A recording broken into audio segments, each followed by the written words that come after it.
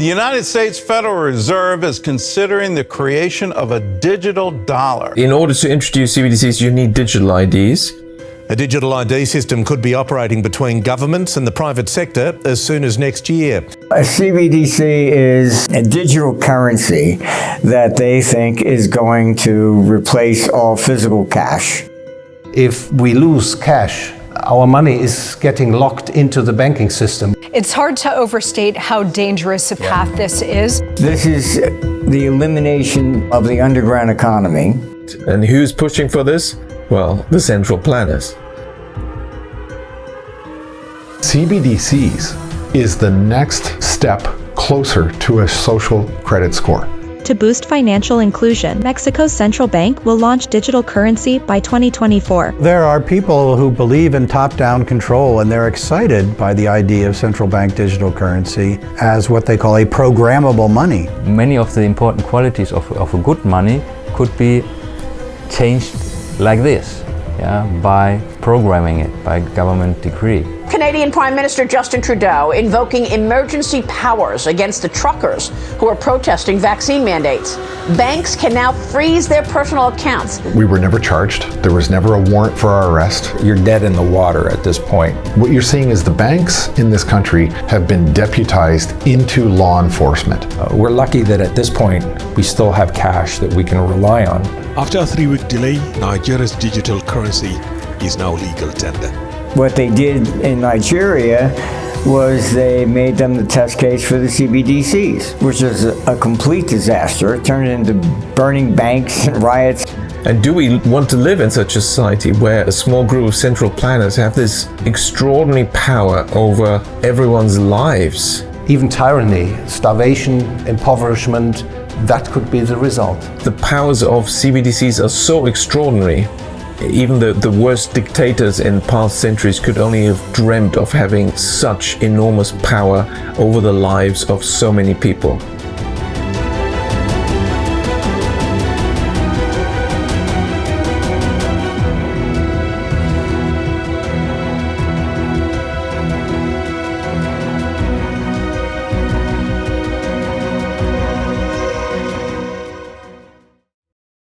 I'm James Patrick, the director of the following film about central bank digital currencies, cryptocurrencies, and the tokenization of every person and object on this planet.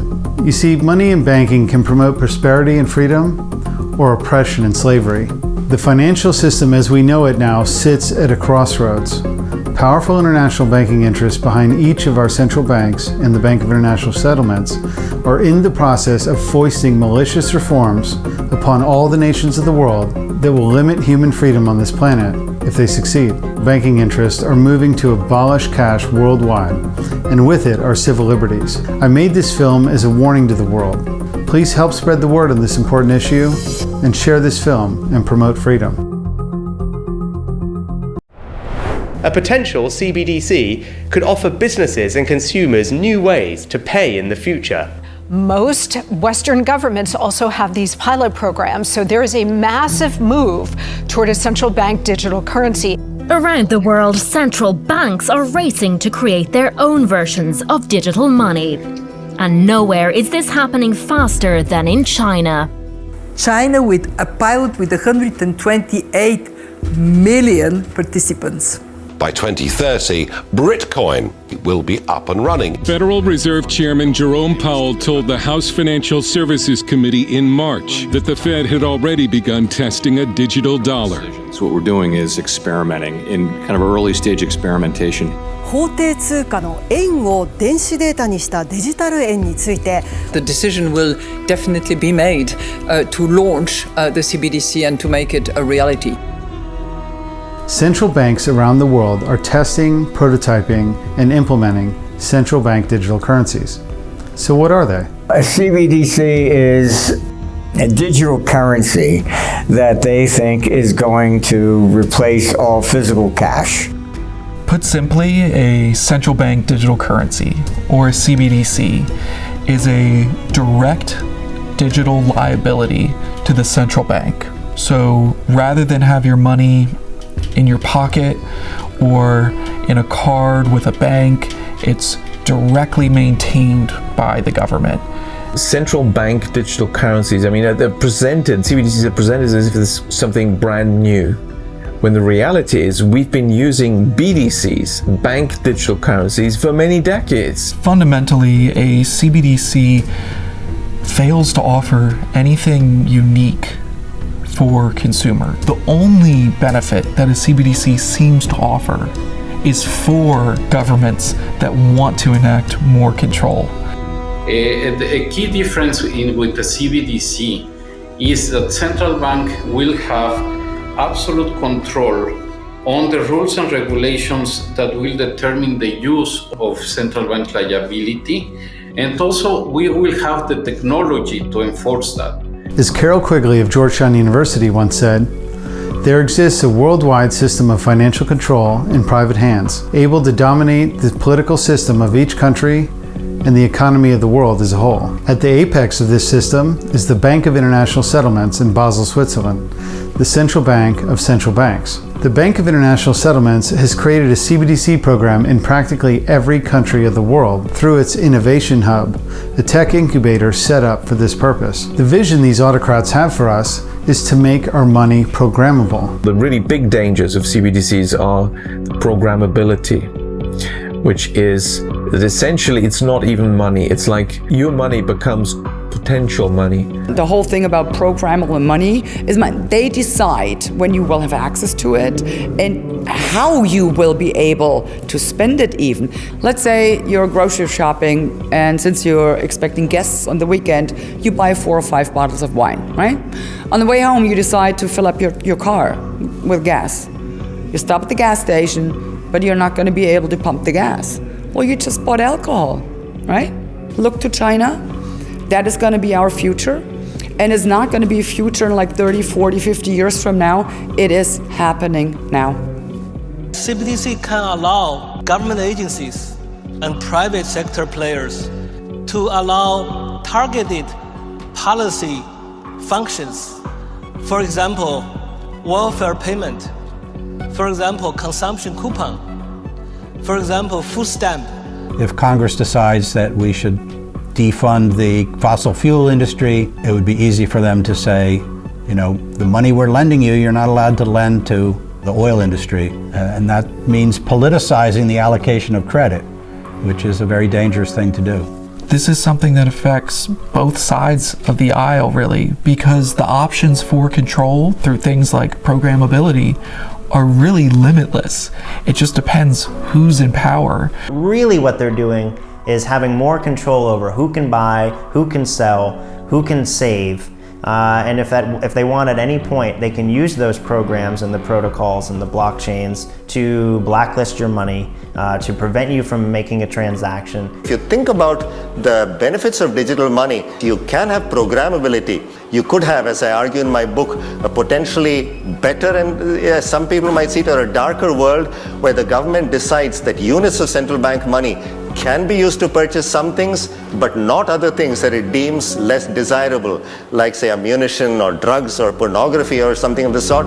And that is very powerful in terms of the use of a CBDC. In 2019, we had MasterCard introduce a credit card in conjunction with the United Nations that monitored your carbon footprint. It's the first credit card ever to stop you from overspending, in line with the UN 2030 recommendation. And once you hit a certain level, it cut off spending, bringing it to a direct halt, making it a radical tool against climate change. The Bank of England was the first to come out and said, oh, well, you know, they should be programmable. The excuse was laughable, but they said a mother should be able to prevent her child from buying a chocolate bar for lunch instead of a sandwich. If a mother can program what you're not allowed to buy, they can. All right, that's the back door. When they describe programmability, that's what it's all about. That you can, I mean, of course, they present it from a positive side. We can give money to the people who really need it. That's how they will formulate it. But the other side of the coin is that this means that they have their ideas on who should spend money on what and when. To better understand the implications of these technologies, we must look at the social credit system of China, which has been heavily praised by the likes of Klaus Schwab, head of the World Economic Forum. The biggest dangers of a central bank digital currency system can be seen in China, where it's linked in to the surveillance state. If everybody has an account on the books of a government-owned bank, then the government has access in real time to what people are buying. And if it wants to, it can censor those payments. Oh, you don't have enough social credit points? You can't buy that train ticket. Everywhere she goes, Ouyang Haoyu is followed. What she buys, how she behaves, is tracked and scored to show how responsible and trustworthy she is. They're constantly monitored by facial recognition cameras that are able to instantly put a face to a name. CBDCs is the next step closer to a social credit score. It's called the social credit system, and in one version now being tested, a person's reputation is scored on a scale of 350 to 950. And Haoyu, with a good score of 752, is okay with it. In fact, most people are. CBDC is going to enable all of that. So if your purchase is not green enough, you're going to get throttled back on your credit.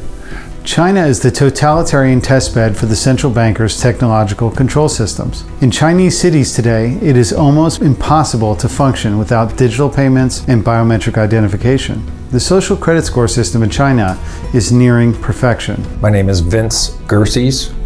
I'm from Toronto, Ontario. I'm a former member of the Ontario Provincial Police. I spent 32 years in law enforcement. I think it's very important to look at the Chinese model because that would be the direction things would seem to go.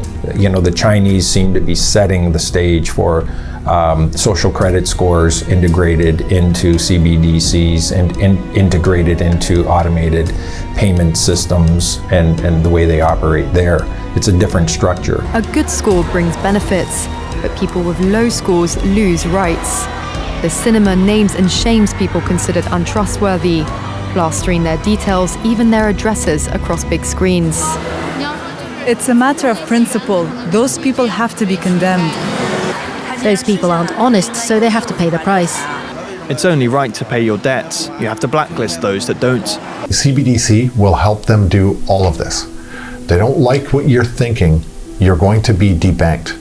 Unfortunately, what we're seeing in China and now what we're starting to see in the Western world over the last 3 years is a tremendous amount of disrespect for rights and freedoms of people, regardless of what your constitution says. And that's a very dangerous step. It's a very dangerous process. A parallel technology that is required to make CBDCs work are digital IDs.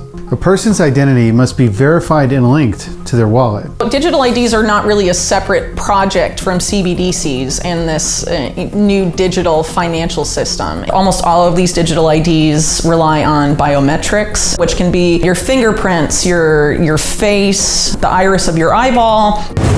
Investing billions in tomorrow's technologies. The BRICS countries are doing it, the West is doing it. Passengers on the Moscow metro can now pay for their commute using facial recognition technology. The Bill and Melinda Gates Foundation is continuing its global push and this time setting its sight on Kenya to support its so-called government-backed digital ID programs. Back in 2016, the most comprehensive biometric digital ID system in the world was deployed in India, a country of 1.4 billion people. If it could be done in India, it could be done anywhere. Everyone's movements, purchasing activities, social relations, personal preferences are all being tracked and cataloged. Microsoft founder Bill Gates has endorsed India's biometric identification system Aadhaar, saying that it does not pose any privacy risks. You've been an advocate of Aadhaar, you've supported it, you've defended it, and I think that the questions arise not on whether it's a good idea or not, but whether it should be made mandatory for every citizen. Well, Aadhaar is just something that avoids you pretending to be somebody else. So the basic Aadhaar mechanism is an identity mechanism. And so it's too bad if somebody thinks because Aadhaar is there, that in and of itself creates a privacy problem. The goal is to link that ocean of data to a biometrically verified digital ID. Data is now the new commodity, data is the new oil. As Indian Prime Minister Modi said, data is the new oil, data is the new gold. Data is the new oil. Data is the new gold. You can have digital financial inclusion. What ID 2020 and other organizations like it are doing are issuing the technical standards that all these IDs have to have so that they're interoperable at the base level. And so the role of the Gates Foundation as an advocate for those who don't have access today is to make sure there's technology and standards. Government and central bank management of digital ID systems violates the constitutions of many countries. So to avoid these legal obstacles, the strategy was taken to blur the lines between public and private sectors through the creation of decentralized interoperable databases. Organizations like ID 2020, funded by the Gates Foundation, are creating the protocols and standards that both public and private entities use to access the data housed in an interoperable, decentralized fashion. There are no universally accepted standards for expressing, exchanging, and verifying digital credentials across organizational boundaries. A new form of digital identity, since it's not tied to any one organization, can enable such digital credentials to work everywhere. We're working with government and the private sector to build the foundation and standards for digital identity across Canada and internationally. The future is closer than you think. Decentralization isn't always good. Our identifications, personal information, health records, employment information, educational background, travel records, anything you can think of will be available to any authorized public or private sector entity with the right digital credentials. This is a clever way to bypass our civil rights, a pervasive and seamless system of social control through a public-private partnership. There is no limits to what this digital ID will ultimately hold on data. It's just another way of exercising control over people. Facial recognition checkout is coming to stores and restaurants near you. Amazon says no two palms are alike. You hold your hand above the device. Применяет персональные скидки и предлагает подтвердить список. They want to move not just to a cashless society, but a cashless and cardless society. The goal is to have you pay with your face or pay with your biometrics or your palm of your hand. This is already being rolled out at Amazon-owned entities. JP Morgan is piloting it. MasterCard already working on this new way to pay. JP Morgan has also signed a deal. I'm sure at some point, if you don't want to use your biometrics for those purposes, then your bank will be like, sorry. One of the main reasons for this coordinated global push to develop digital IDs is because it's deemed essential to the entire sustainable development agenda. The leading alliance that was launched under the auspices of the UN to accomplish that is known as ID 2020. We live in a digital era. Individuals need a trusted, verifiable way to prove who they are, both in the physical world and online. The oligarchs behind these schemes, such as the Rockefeller Foundation and the Bill and Melinda Gates Foundation, are pushing this agenda globally through their NGOs and the United Nations. In the developing world, these systems are being sold as a way to promote financial inclusion, in an effort to bank the unbanked. The reality is that these technologies' whole purpose is to financially exclude anyone that doesn't obey the rules and protocols of the system. Have you been a good little boy or girl today? No? No meat for you. You're not allowed to leave your 15-minute zone. ID 2020, the UN and other stakeholders in this particular sphere often argue that the reason this is necessary is because of what they call the identity gap. And the identity gap is the claim that the lack of digital ID is preventing people, mainly the world's poor, from accessing essential services, whether it's banking, whether it's education, whether it's healthcare. 10 of the 17 Sustainable Development Goals cannot be met without first closing the identity gap. A crisis is both a danger and an opportunity. The fact that 1 billion people are today denied this fundamental human right of having a recognized identity is indeed a crisis. If you don't participate in digital ID, you won't have a legally recognized identity, you won't have rights, you won't be able to access services without it. So it's being framed as promoting inclusion, but the system itself is inherently exclusionary. Over 1 billion people worldwide are unable to prove their identity through any recognized means. Refugees, economic inequality, human trafficking, financial inclusion. These structures being erected will create a system of financial exclusion, not inclusion, not hitherto seen before. Just as biometric IDs were piloted in India, so CBDCs were piloted in Nigeria.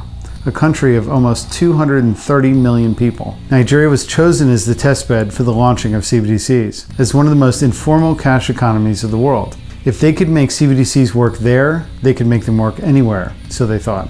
In Nigeria, one of the first countries to get off the ground with its CBDC for a population of over 200 million people, it didn't go well. So the way the CBDC in Nigeria was set up is that in order to access the CBDC, you have to have a national identification number, which is the Nigerian Digital ID project. And there are many pilots. Now we have Nigeria stepping there, the largest universe of a pilot. What they did in Nigeria was they made them the test case for the CBDCs. After a 3-week delay, Nigeria's digital currency is now legal tender. At its launch, President Muhammadu Buhari says the e-Naira will usher in opportunities for banks, customers, and the country's economy. At least 60% of the economy was underground. Out of the gate, about 0.5% of the population was using the CBDC, known as the e-Naira. Now, the central bank wanted to spur adoption. That was not a good rate for them to have after they invested all this money. So they announced that there would be no longer requirements for bank accounts to have an e-Naira. That didn't work. A month later, they announced that they would have discounts on the e-Naira. That didn't work either.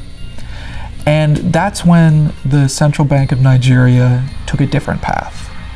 Suddenly, it announced that it would start restricting cash. Then, as if that wasn't bad enough, it announced that it was going to pull all of the cash off the streets. Such a task would normally take several years to phase in. Instead, the Nigerian government invalidated all the cash in the country and attempted to roll out the CBDC within 2 months. All cash was canceled, everyone lost their savings, no one had money to buy food, CBDCs were issued, and riots broke out.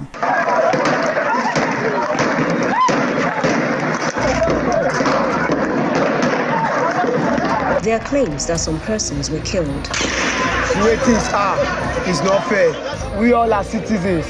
We only came to at least plead with the bank. Police came out of the central bank, started shooting, attacking us. They even killed people. About 3 persons died today. That is what led to everything you've seen. Nobody wanted to destroy anything.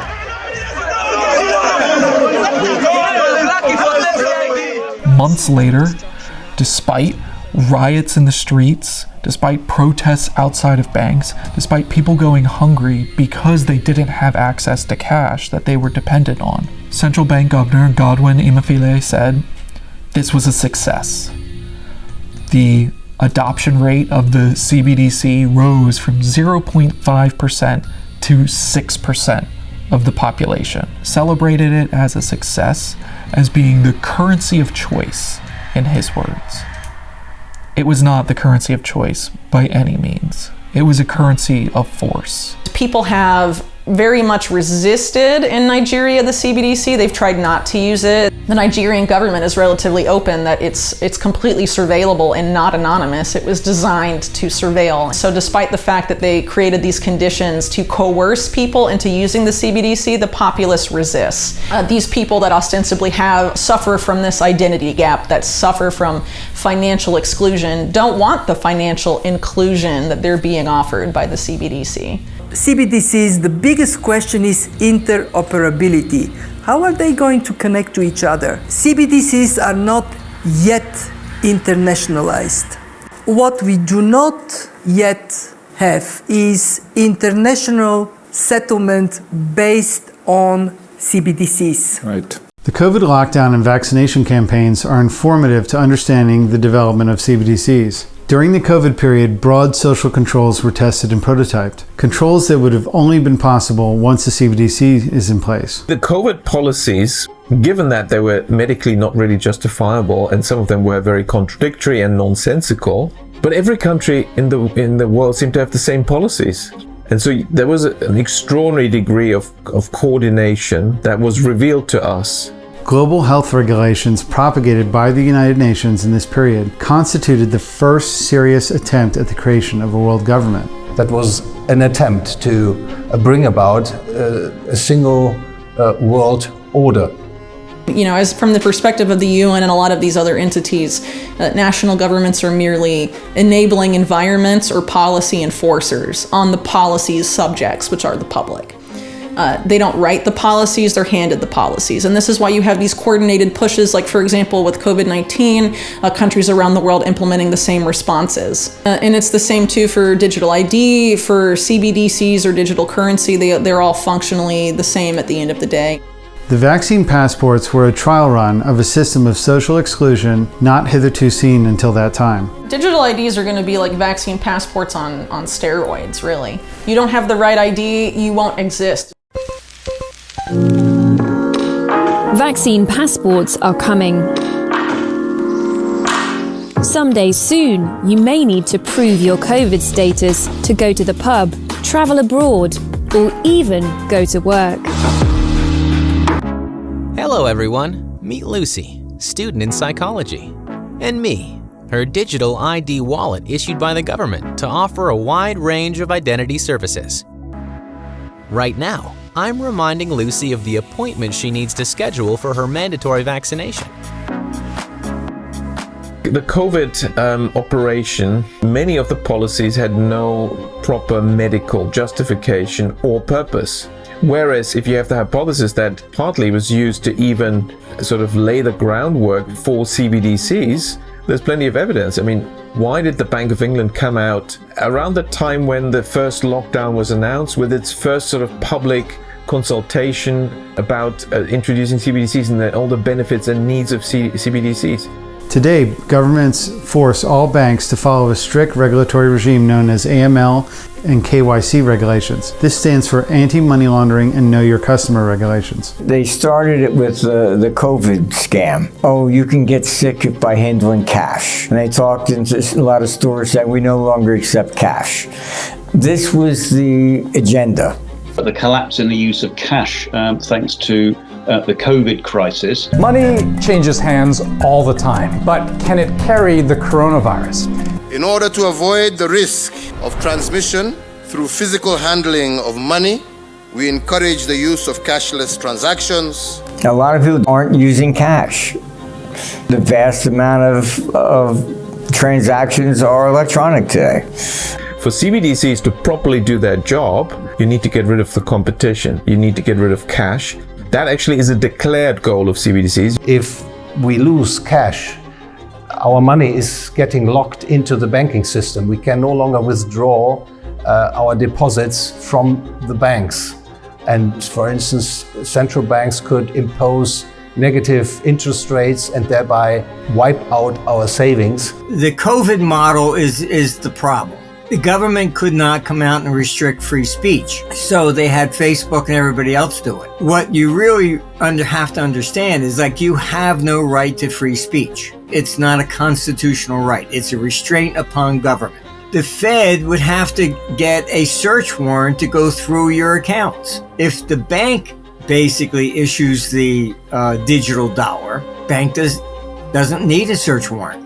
Americans do not have financial privacy. They have deputized banks as these sort of law enforcement investigators and force them to observe and report on the government's behalf because of laws like the Bank Secrecy Act, the Patriot Act. Since the 1960s, these regulations have gotten stronger and stronger. Banks are required to monitor and surveil everything we do and report all suspicious activities to the government. Even if CBDCs are not achieved in some countries, an escalation of AML and KYC policies can produce a system just as oppressive as CBDCs. These AML and KYC regulations need to be reduced or eliminated to restore our civil rights. This can quickly expand, and that's what the history of financial surveillance and control has been, one of steady expansion. And the more that expands, the more people are going to want to avoid that system. They need to stop this practice, surveilling all financial transactions. A social credit system needs excuses to be implemented. One talking point that is likely to be used to rationalize the implementation of CBDCs is that we need to save the environment, that we need to live sustainably, or we are just being selfish. Entire ecosystems are collapsing. I hear people say your future's bright, but after this past year, I wonder if that's still true.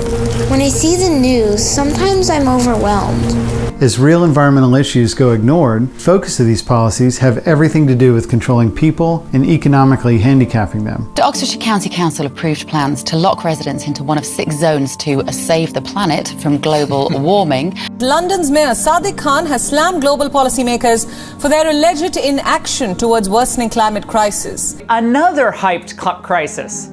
Of course, I'm talking about climate change.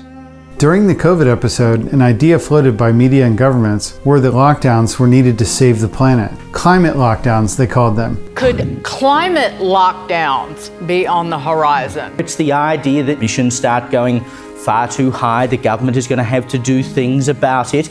They will ban private vehicles from 6 areas at certain times and are set to be introduced next year.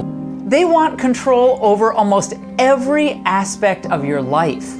They want more of your money and your freedom. We need to aggressively push back at every turn. I mean, we are talking about dystopian digital prisons that will be created through central bank digital currencies, because the programmability, and this has been mentioned in the studies by central banks, include, of course, geography. And there's this proposal for climate change, for whatever reasons, that, you know, people should stay within their 15-minute walking small local area and be restricted. The Oxfordshire Council will place electronic gates on key roads in and out of the city, confining residents to their own neighbourhoods. What if we could create a new normal where we reclaim our time, our health and well-being, and our communities? This is the idea behind the 15-minute city.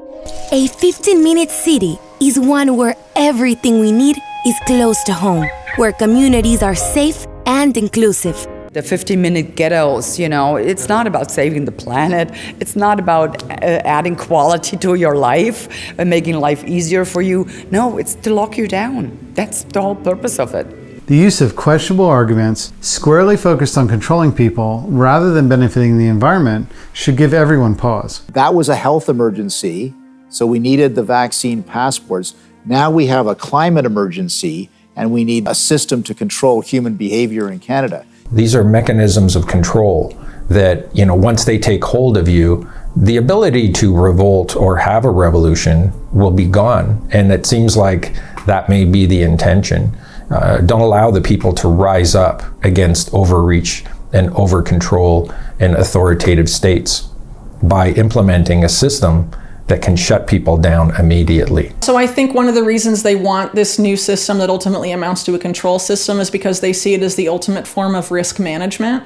They essentially want to move to a system that's not unlike the feudal system that existed in medieval Europe, where you have, you know, a privileged, untouchable upper class and a low class of serfs. But if you implement a system this way with the technology they're using, you don't have to worry about peasant rebellions. You can manage the risk of the underclass. So you surveil them constantly, you can turn their money on and off, you can turn their access to services and really anything else on and off as well. What happens when your government goes rogue? What happens when your government becomes tyrannical? What happens when your government makes tyrannical demands against the population? What recourse do you have? The word slavery comes to mind, and I see it as being irreversible. I see that once we go to a digitized currency that is controllable by a central platform, that you will no longer have the freedoms to make those choices that we do now. That freedom will be gone. To them, CBDCs is like the pinnacle of what they could achieve, and they're so close to it, but we have to stop it.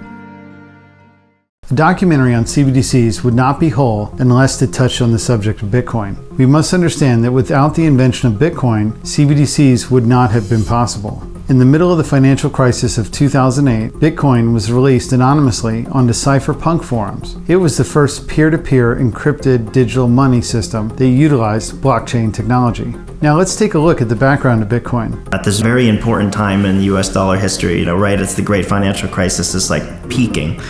The stock market is now down 21%. It was the worst day on Wall Street since the crash of 1987. This could be the most serious recession in decades. What started in America last year has now spread to every part of the world. It was released anonymously into this cypherpunk mailing list. Now, this is the first peer-to-peer monetary transaction. In other words, you didn't need to go through a bank or a financial middle person. The Bitcoin white paper that was published by an anonymous person. Satoshi is what everybody calls him, right? Yeah. We don't even know if it's a him or her. We know nothing about this person. Publishes a fairly elaborate, brief white paper, which describes the technical basis for this new thing that the unknown person is calling Bitcoin. The program was launched. I had won a victory against the banks, against state power. It's immediately painted as this anti-dollar system, anti-central bank technology. Crypto people aren't just in it to make a buck, they're in it to change the world forever. Crypto is as important of an invention as the birth of the internet. There's a lot of merit to it. If you're in a country where you're fearful of your government, fearful of geopolitical risk, this is a great potential long-term store of value. It's no different than what gold represented over thousands of years. If the world is more frightened, it is an asset class that protects you. Right. You could buy and sell your Bitcoin, no different than gold. Is Bitcoin a true revolution from the beginning? Or was it always planned to be this Trojan horse for the Internet of Things? I'm not sure. And I don't care if it was the CIA. It doesn't matter. The idea is still a great idea. Obviously, it was the CIA. I think we all know that. It's like Signal. They got there first. It's a honey trap. Blockchain was invented by Bitcoin and forms the technological basis of CBDCs. The true identity of Bitcoin's inventor, Satoshi Nakamoto, remains a secret to this day. A man named Craig Wright claimed to be Satoshi, and another man was accused of being him. Both of these men made suspicious remarks implying that Bitcoin was an intelligence operation of some kind. Newsweek reports that he is the mastermind behind Bitcoin. 64-year-old Dorian Satoshi Nakamoto emerged and walked right into a media frenzy. When confronted about Bitcoin, he said, "I am no longer involved in that, and I cannot discuss it." I was the main part of it. Other people helped me. I didn't decide. I had people decide this matter for me. Now, there remains the possibility that the central bankers utilized the Western intelligence services to create Bitcoin. Bitcoin tested and prototyped cryptocurrency technology and served to market digital money as cool and anti-system. And now, 15 years later, with all the programming having been done and the technology in a more mature state, the central bankers can cherry-pick the best tech with which to deploy their CBDCs worldwide. It's incredibly likely that Bitcoin was an intelligence operation that came out of the US or Britain or some sort of kind of the Five Eyes kind of system. It's entirely possible. I mean, there's a lot of connections with certain algorithms to the NSA. SHA-256, which is kind of the main hashing algorithm in Bitcoin, was invented by the NSA. We are also now witnessing the rapid development of the Internet of Things and the Internet of Bodies. These are all information networks linking all people and things to the Internet. As well, NFTs, or non-fungible tokens, further build out the underlying technology required to enable digital IDs to take shape. Internet of Things, or IoT, refers to billions of physical devices around the world that are now connected to the Internet, collecting and sharing data. The Internet of Bodies, or IOB, is actually an ecosystem. It's a bunch of devices that are connected to the Internet that contain software and that either collect personal health data about you or can alter the body's function. We think of the Internet of Bodies as this collection of all these devices as well as all the data that the devices are gathering about you. Now to the latest trend that's sweeping the internet. So-called NFT. They're now selling for huge bucks. Non-fungible tokens are digital tokens that enable true ownership of any kind of digital assets. You can't touch it, but you can own it. Told you had to pay attention. NFTs are unique encrypted unforgeable ID tags for any object or asset, physical or virtual. This tech can be directly applied to the Internet of Things and the Internet of Bodies. Were NFTs also promoted to spur the development of tokenizing all assets worldwide? I suspect so. Decentralized identifiers leverage proven cryptographic systems. When Alice presents her credentials, her digital wallet generates a unique identifier and signs it using a private key, secured by a biometric proof or PIN that only she knows. Decentralized identifiers leverage proven cryptographic systems. Sam Altman, the founder of OpenAI and ChatGPT, launched a project called WorldCoin. He stated his motivation to launch the project was to build the infrastructure needed for a universal basic income. I thought that if we could do something to eventually redistribute wealth through some sort of global UBI at scale, or maybe even access to these systems, which would be the most important component of wealth someday.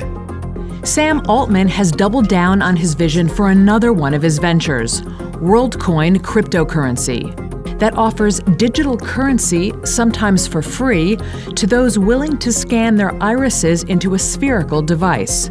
Many critics of CBDCs fear that a universal basic income will be the bait to gull the public into accepting a CBDC. Give everyone a cattle tag and a shit coin, basically. That's the WorldCoin model.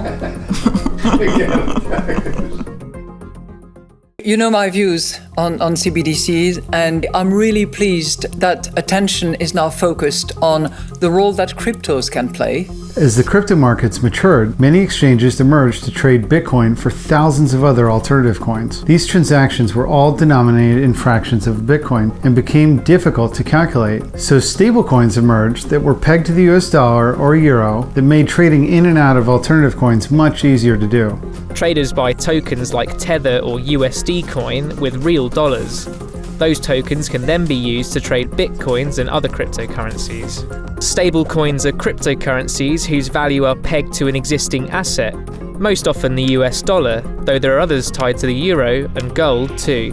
Stablecoins like Tether have been a way to transition the wild market of cryptos into the mainstream financial system. The biggest of these stablecoins is Tether, itself tethered to the US dollar. Tether was the first of what's known as a stablecoin. Its price is pegged or tethered to that of the dollar, so one tether equals $1, 1-to-1 there.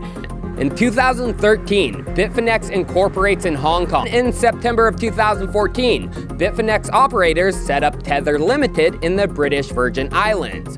But they tell the public that Bitfinex and Tether are completely separate.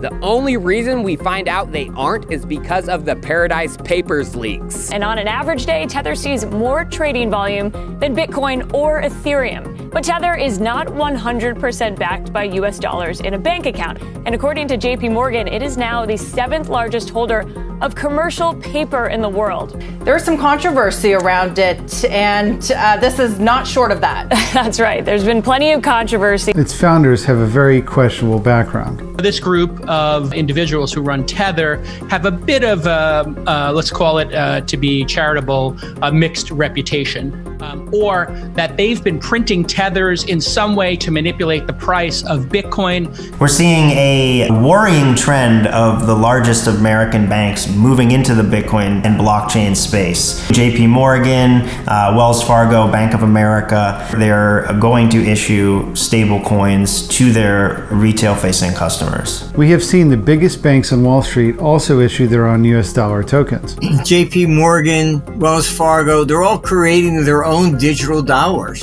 JP Morgan rolling out the first cryptocurrency backed by a US bank. If you are concerned about CBDCs because of the programmability and surveillance aspects, tokenized deposits and bank-issued stablecoins can do all of those things too.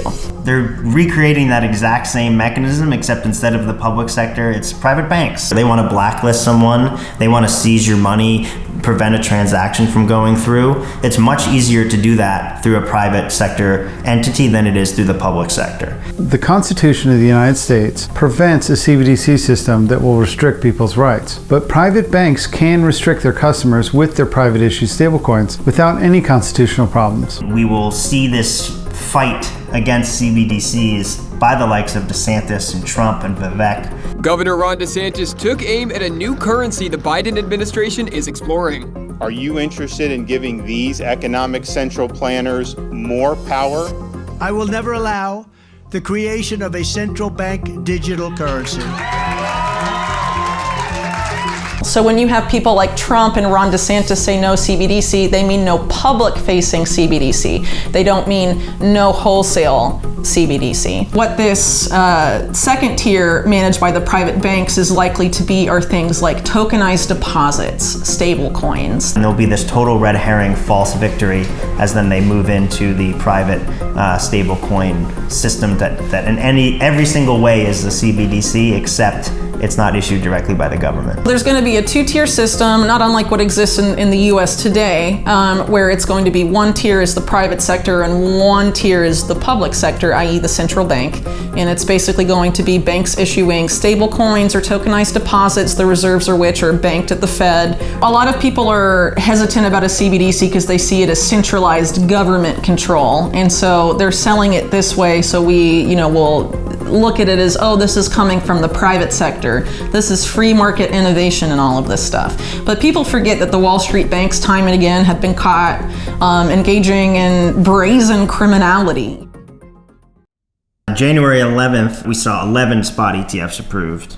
Kind of the most important, sort of biggest signpost of that approval within these 11 was the iShares BlackRock spot ETF Bitcoins. Explain that move into ETFs. How far does it go?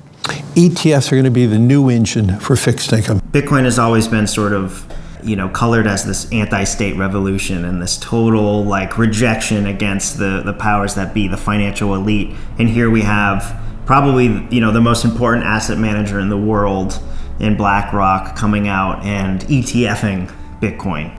We believe ETFs are a technology no different than Bitcoin was a technology for asset storage. We believe the next step going forward will be the tokenization of financial assets. BlackRock has initiated a comprehensive effort to EFT everything. This is a stepping stone to a completely tokenized financial system where every asset on Earth is represented by an encrypted, unforgeable digital token. The goal of all this is the creation of a universal ledger of all the world's assets. If you had a tokenized security and you have a tokenized identity, the moment you buy or sell an instrument, it's known. It's on a general ledger that is all created together. He recently was very overt about how there's going to be a universal ledger where all transactions are tracked, essentially. I think you have to be open-minded to the fact that perhaps Bitcoin is the reverse Trojan horse to get us all to get onto a giant universal digital ledger. I believe the next generation for markets, the next generation for securities will be tokenization of securities. Everything will have a CUSIP, everything will have a digital identity, and we'll be able to connect, this Internet of Things, and be able to verifiably, immutably, contain this current state of every token, of everything into some universal ledger. As a side note, the EU has been pushing for an asset registry of all the assets of the EU. Now, historically, government censuses were always done shortly before massive confiscation programs. Why else would they need to know about your assets unless they intended to take them? The most basic definition of a government, one must remember, is the right to tax. So when we speak of a universal ledger containing all the world's assets, we are really seeing the attempt at the creation of a world government. There's a lot of efforts right now, for example, to tokenize rainforests for the purpose of using it in this global carbon market. So that rainforest will also be given a unique identifier, a digital ID. Another troubling initiative that the Rockefeller Foundation and the New York Stock Exchange came out with in the summer of 2020 was the Intrinsic Exchange Group. Please welcome Intrinsic Exchange Group to launch of natural asset companies, a new asset class of sustainable enterprises. They contrived the idea to create a new form of company, a natural asset company, that would claim to own the services that nature produces, such as the hydrologic cycle over North America. This semi-tangible asset would be placed in a company and then floated on the stock exchange. IEG was founded in order to bring forward a new asset class based on nature, a new form of company. The natural asset company obtains the rights to the ecological services that nature produces. The real purpose of this is to create more collateral by which the financial sector can expand upon. This will predictably create a financial bubble and crash on proportions not seen before. It's really a totally insane scheme because they're turning all life, essentially ecosystem services, lakes, rivers, forests, they're turning it into tradable Wall Street financial products. These financial parasites claim that the funds raised by this scheme would be used to protect nature. You could have a universal ledger that contains the state of every single human on Earth, where they are, what color their eyes are, how tall they are, what their body mass is, how much money they have in their bank account, how much land they own, how much carbon they output, how much fuel they've used, how far they've traveled. And that means every stock, every bond will have its own, basically, CUSIP. It'll be on one general ledger. Every investor, you and I, will have our own number, our own identification. They're essentially justifying, extreme surveillance and all of this as a way for them to engage in unprecedented risk management, really, from their perspective, so that they can continue their rackets unimpeded, but the little people won't be able to engage in risky behavior. Central bank digital currencies are part of a broader agenda pursued by international financial interests through governments, through NGOs, through the private sector, with the help of the mainstream media. Welcome, everyone here in the room and to those tuning in online for this panel discussing central bank digital coins. The World Economic Forum is a think tank founded by Klaus Schwab in the early 1970s, and it has become an important platform for powerful interest groups to exchange ideas and to set up ideas about forming the future of humanity. At this pivotal moment, I see several priorities for the global agenda. We must revitalize the global economy and accelerate its transition to net zero. The states, as we know them today, are aggressive internally and externally, and of course, there's a tendency for governments, for states to form a cartel and to basically harmonize their policies and coordinate their policies.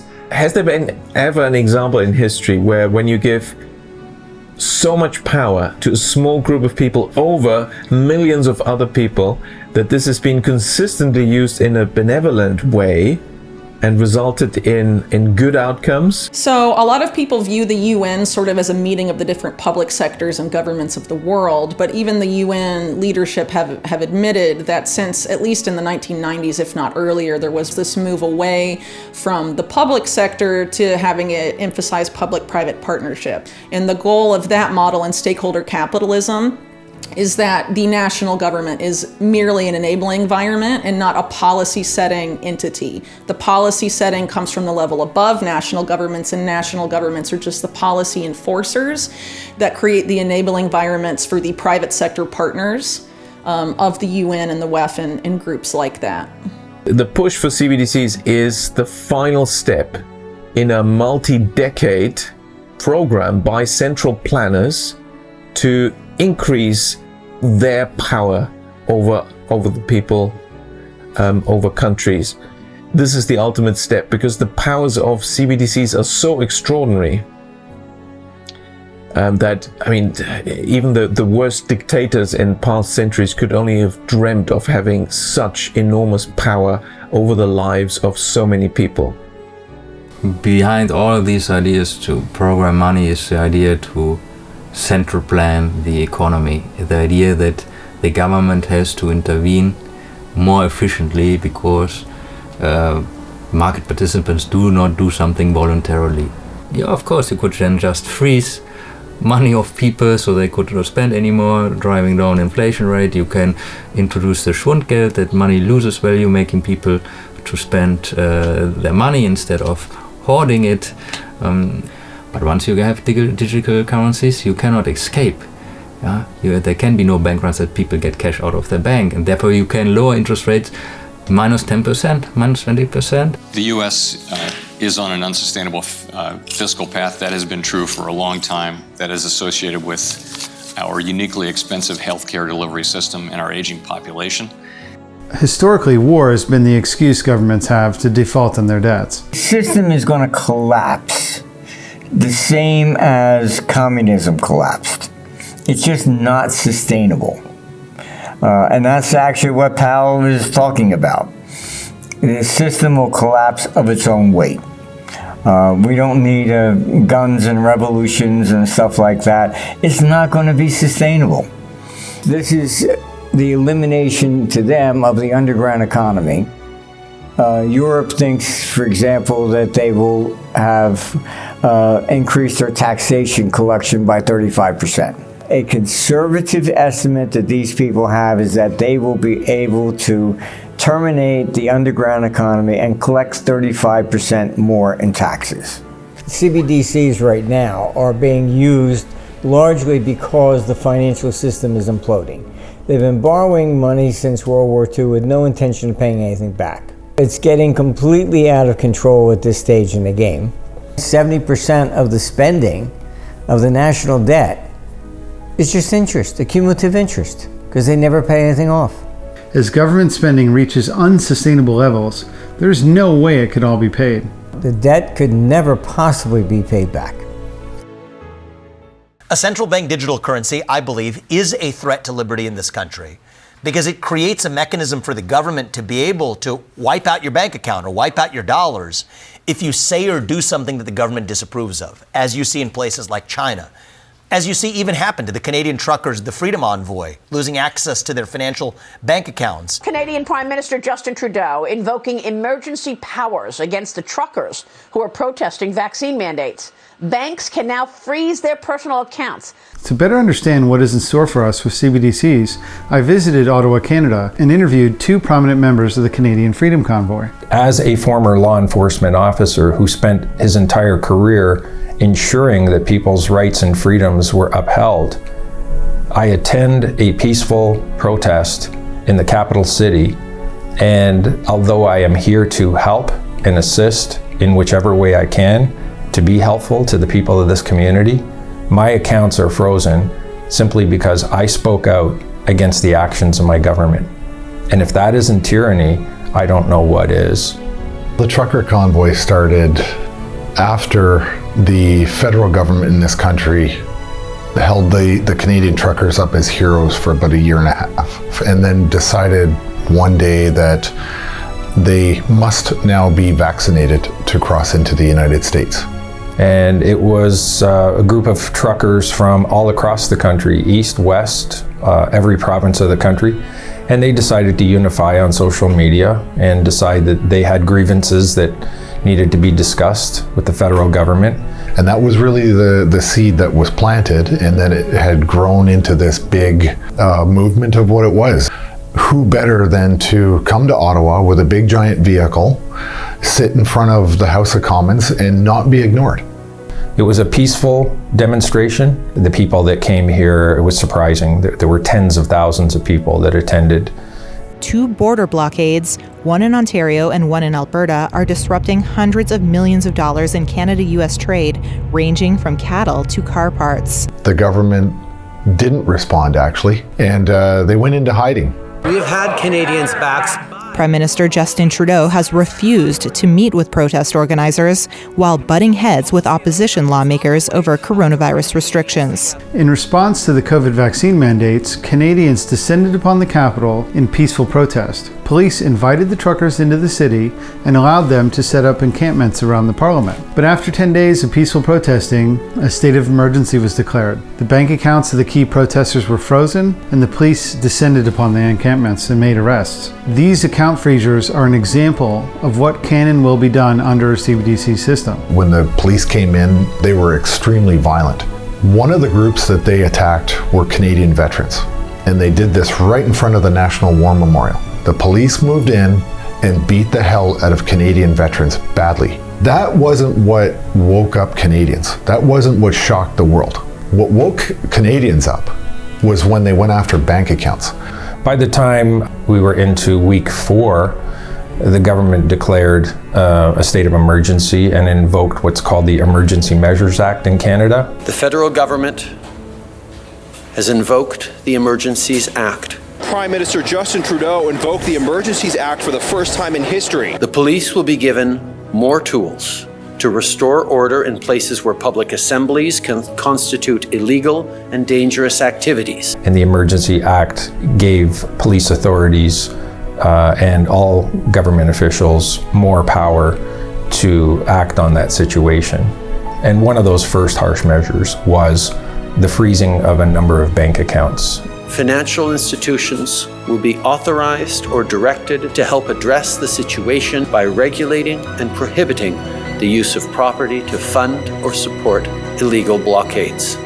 They use the authority under something we have here called FinTrack, and FinTrack is supposed to be used for monitoring of domestic and international terrorism financing. So they use the legislation under FinTrack to attack the bank accounts of Canadians who were here peacefully protesting. The government decided as one of the measures to freeze bank accounts of some of the truckers, some of the attendees, and some of the people that had donated money to this protest. When I say accounts frozen, that means your personal account, your joint accounts with your spouse, your family accounts, they were shut down, and people were completely locked out of being able to fund any of their operations.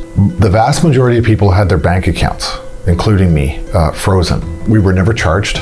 There was never a warrant for our arrest. We've never been convicted of anything. It was, in effect, an extrajudicial process. Does the government and law enforcement agencies have authority to randomly contact banks and shut down your account without judicial process? And my answer, and the answer of many Canadians, is no. The Canadian Charter of Rights and Freedoms and the Bill of Rights says no. They've deputized the banks to take action against you, to make it almost impossible for you to be a productive member of society, because if you don't have a bank in Canada, how do you get a mortgage, a car payment, go grocery shopping? And we're seeing this move towards everything being digital.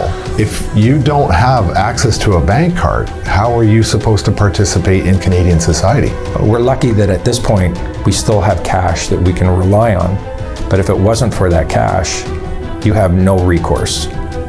My son has a very complicated medical history, and my credit card was on file with his drugstore to get his heart medication, and we couldn't get his heart medication because my accounts were frozen. You're not allowed to protest in this country, and if you do, they're just going to go after your financial assets without any form of due process.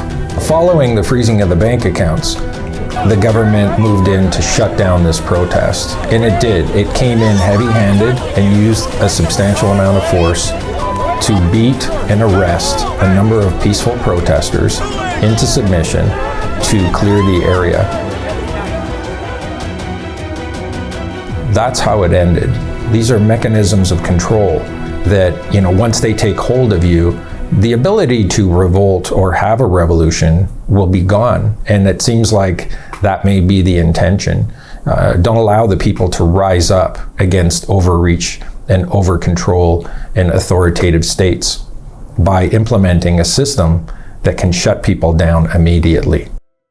The world is currently dividing into Eastern and Western blocs, similar to the Cold War period, with the US and EU on one side and the BRICS countries of Russia, China, Brazil, India, Iran, and Turkey on the other. While the West has increasingly politicized the SWIFT payment system to block Russia, the IMF has quietly positioned itself to offer a wholesale CBDC platform that will rival the SWIFT system. Now we must all come together, demand an end to these pointless conflicts, and not be gulled into accepting tyrannical systems of control. The United Nations and its agencies such as the IMF and World Bank are controlled by the same people that control the central banks, and they cannot be trusted. The solutions they propose are deceptive and against the interests of humanity. If a CBDC system is put into place, it will devastate the economies of the world. We are talking about a very dystopian future if we allow central banks to issue central bank digital currencies.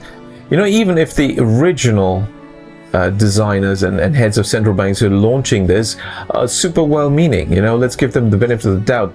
We just know what human nature is like, and history is the best guide. If you give power to people, power gives temptations. And the reality is most people can't handle those temptations and will succumb to them and the temptations of power are to do things that are not good for those that are under this power. It will be a completely totalitarian system of such frightening proportions, it's hard to imagine. I think it would promote revolution, honestly, when people realize they have zero liberty left.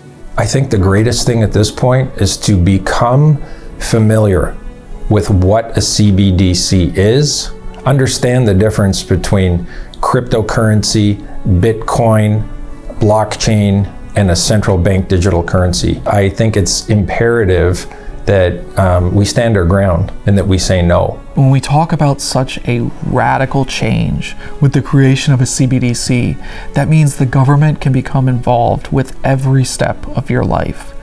Whether it's something mundane like fixing a tax return or something large like trying to track down where you went, the door is open wide for government overreach and abuse.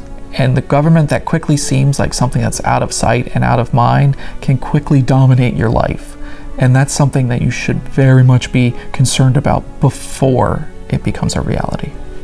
And our computer's showing we're heading into a recession from May of 2024 into 2028. Raising taxes, going to CBDCs, all of this stuff will reduce the economic activity, period. War, inflation, stagflation into 2028. So we're fucked for 4 years. Yes. It's important to start this debate from the value of individual or personal freedom. Because look at WHO, look at UN, look at other international institutions, you know, these are full of bureaucrats. They have people who are not elected by the people. And clearly they don't work for the people, but against them. So we need to go back to the basis. I would recommend people who are opposed to central bank digital currency and the threats that it poses to write their congressman.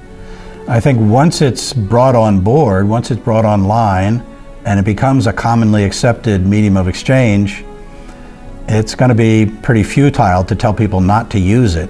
Do we want to live in such a society where a small group of central planners have this extraordinary power over everyone's lives? I mean, there's no freedom. That by definition ends freedom, and then you don't even need to speculate what further horrible thing could happen after this or as a result of this. It's already enough, I think, to realize we must stop this, and that should be high priority. And I think we should go out and organize demonstrations in front of the central banks. The proposal for a CBDC and this sort of government takeover of finance very much runs in contrast to the founding of the United States. It runs in contrast to the values of the United States. It is the opposite of having a limited government that doesn't get in the way of free people acting. It instead creates an over-expansionary government that restricts the freedom of people. And that is something that could not be more opposite to the founding of this country. I was born and lived for 11 years in a totalitarian regime, and I don't want to do it anymore. And for as long as I will be in the office in the European Parliament, I will be fighting to the end and with all my strength and power against this totalitarian system. Socialist or communist ideas can only be overcome by ideas of liberalism and capitalism, and so we have to engage in this battle of ideas. I think there's no way around it, and also we have to remind ourselves that there is something like sound economics. We can know that, for instance, socialist and communist experiments don't work, that they bring impoverishment and suffering to the great majority of the people. And we shouldn't make these mistakes which have been made in the past again. As real money is replaced by programmable money, the economy will revert to barter and a black market will emerge. This will cause inefficiencies and reduce the standard of living. We can expect local government monies and private monies to emerge as a result. Now, in the 1830s and in the 1930s, the federal government of the United States took actions that undermined the national currency. In both periods, cities and private companies issued monies to fill in the gap that the government created through their mistakes. The human need to trade and prosper will always overcome tyranny. It just depends on how inefficient it gets. We are in a situation where the fiscal budgets are just out of control and will continue to get out of control. So the CBDCs, for example, are a means to impose control to try and retain that power. They see it as the means to collect more money. They think they'll be able to collect more taxes by 35%. These are currencies issued here by the County of Atlanta in New Jersey. These are all from, the 1930s because there was a shortage of money around. The states and cities and counties will be able to issue their own money, and that's the resolution to a CBDC. Is that a hopeful message, or? I think so. That they're not going to survive. CBDC is not going to be what they think they're going to accomplish with it. The government is going to think that they can force everybody into their agenda with a CBDC, and this is the solution to it. You will see private currencies take place, and people will use even gold coins, silver coins, anything from a physical perspective. You can't force people to do something that is against common sense. And that is what they've always done, and it has always failed. The commitment to employ central bank digital currencies is clear. The question is, will we accept it? What will our reaction be to a government's ability to monitor what we're doing and ultimately control our behavior? Bureaucracy always wants to increase its powers. And that has been actually literally the history of central banking. They've used every step over the decades to just increase their power more and more and more. In fact, the central bankers have been beneficiaries of every crisis. So they had no incentive to avoid a crisis because they know after the next crisis we get more power. And the argument has always been, oh wow, we couldn't stop this crisis because we didn't have enough power in this and that and that. And so after that crisis they get that. Now next crisis they will give you another excuse and then tell you why they needed more power. And this is literally what happened. I recommend people support your local economies, build relationships, and opt out of these centralized systems as much as you can. As a side note, to close the film, I recently lived through Hurricane Helene. The power, water, internet, and cellular services were knocked out. For over a week, the only way to transact at all was with cash. If cash were not available as a means to trade, a chaotic situation would have turned violent. I interviewed several people at local gas stations, asking them what things would be like if cash were not available. Here's what they had to say. Well, if we didn't have cash, things would get frustrating, people would get chaotic, there would be fights, it'd just be plumb craziness. We couldn't use cash, everybody would be losing their minds, going insane a little bit, If we couldn't use cash right now, it would be a pretty big mess because there's no places that are taking credit cards. So I'm really thankful that we can use cash. This experience showed me another reason never to get rid of cash. In a severe natural disaster, without cash, full chaos will ensue. Help me share this film and this information, and stay free.